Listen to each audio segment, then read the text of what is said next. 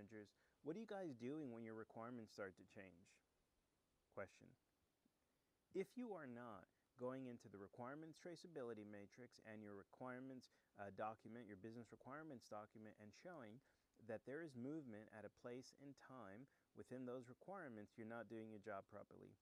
As well, for the project managers, project team, when you start to see that requirements are changing, you must and have to go into the risk register, and depending on the level of details that you want to pop in, you need to be saying, there's a risk that requirement A, B, and C, which delivers A, B, and C functionality and has, X, Y, and Z impact to certain stakeholders, is at risk of changing.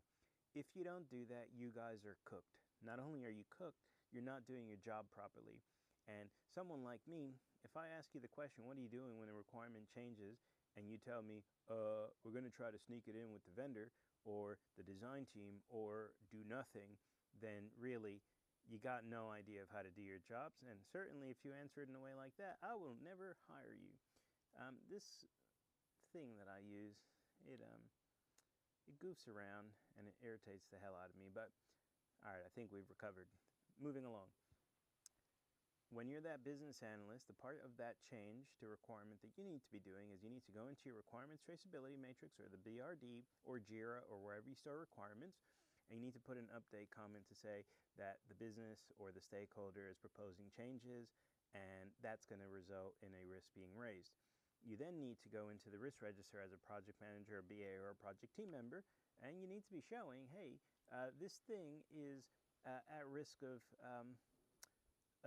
basically delaying, because if that requirement has already been designed for, if it's already been built, then any change to it is just going to incur time and expense from the party who has to make that design change and build, and then the unit testing, and therefore, et cetera, et cetera. So if you're a business analyst or a project manager and you're working on the system implementation, you need to make sure that you're holding all stakeholders accountable.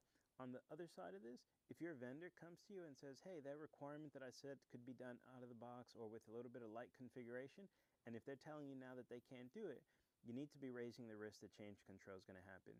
And the way that that can play out is that the vendor is going to give you a credit for functionality or features that they don't give you, or you're going to do a bit of horse trading.